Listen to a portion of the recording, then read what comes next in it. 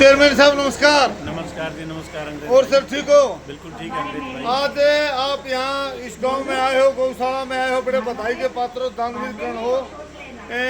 तो आप अपने आप आए हो या मतलब मंत्री जन भेजे? बोलते हैं बताई दो उन्हें। देखो, आज मैं अपने आप को सौभाग्यशाली मानता हूँ कि आज गांव बहनी बादशाहपुर की इस पावन पवित्र धरा पे गौशाला में गौ माता के चरणों में हाजिरी लगाने के लिए और उधर साध्वी शक्तिपुरी जी बड़े अच्छे प्रवचन कर रही हैं।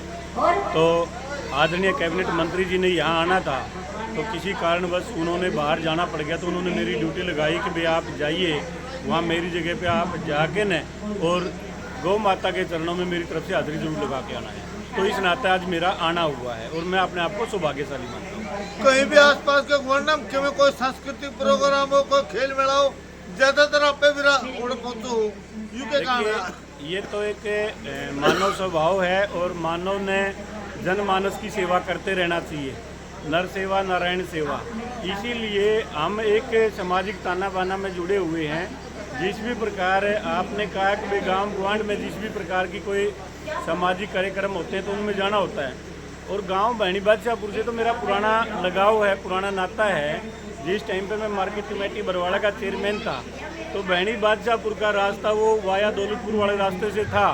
तो हमने आदरणीय मनोहर लाल जी से निवेदन किया कि बरवाड़ा का रास्ता बहनी बादशाहपुर से सीधा जाता है, तो ये पक्का करवाने का काम मैंने ही किया था ताकि बहनी बादशाहपुर की दूरी वो कम हो जाए।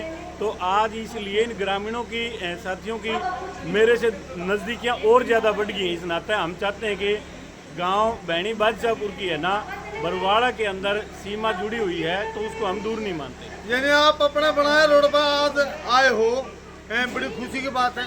लेकिन आप मैं एक बात समझा दी, 4-5 साल से जो हमारी गौ माता है उनका बहुत आदर होता है, लेकिन उससे पहले गौ में आवारा आंटती थी, कोई लठ मारता था, कोई सिंगड़ कोई देता।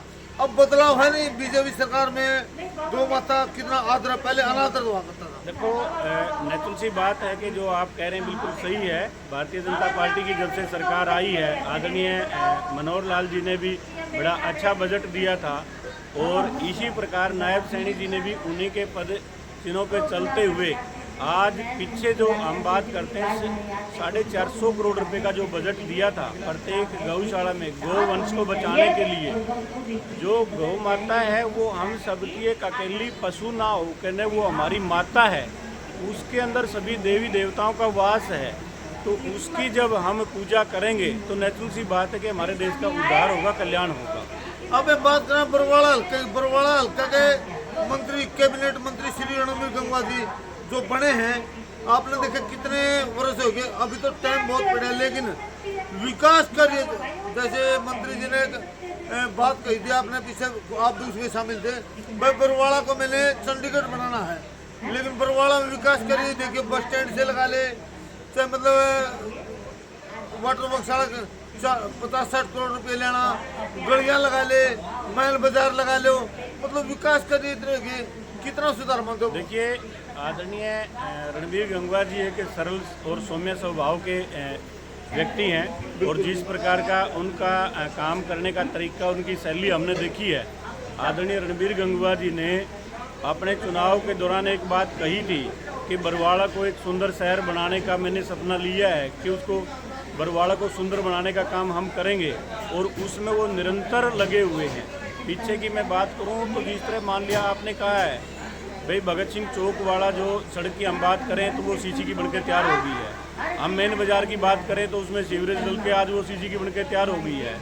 इसी प्रकार आप देखिए कि बरवाड़ा शहर के अंदर जो सीवरेज की और पानी निकासी की बात थी, उसके अंदर आदरणीय रणबीर गंगवा जी ने उसका टेंडर करवा के और वहाँ एक नई एसटीपी बनाने का, और जो स्टॉर्म वाटर की बात है, जो पानी निकासी की हम बात करें तो पानी निकासी का उचित प्रबंध करवाने का काम किया है। आने वाले साल में जब आप देखोगे तो आपको लगेगा कि बरवाड़ा के अंदर जो ये मूलभूत सुविधाएं थी वो सारी की सारी प्रोवाइड करवाने का काम करेंगे। नगर पालिका से बदल के नगर परिषद बनवाना, ये मंत्री जी की अहम भूमिका मानते हो आप?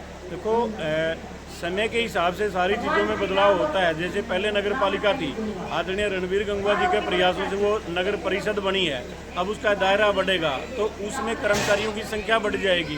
काम करने वाले जब होंगे तो नेचुरल सी बात है कि विकास कार्य और ज़्यादा हो पाएंगे। हमारे दर्शकों को आपसे आखिरी सवाल, हमारे दर्शकों को जो गौ की सेवा कर सके उस पर हमारे दर्शकों को क्या कहना चाहोगे चेयरमैन साहब? मैं आपके चैनल के माध्यम से यही कहना चाहता हूँ कि गौ माता एक हमारी पशु ना होकर, एक दुधारू पशु ना होकर हम उसको एक देवता के रूप में मानते हैं, हमारी मातृशक्ति के रूप में उनको मानते हैं।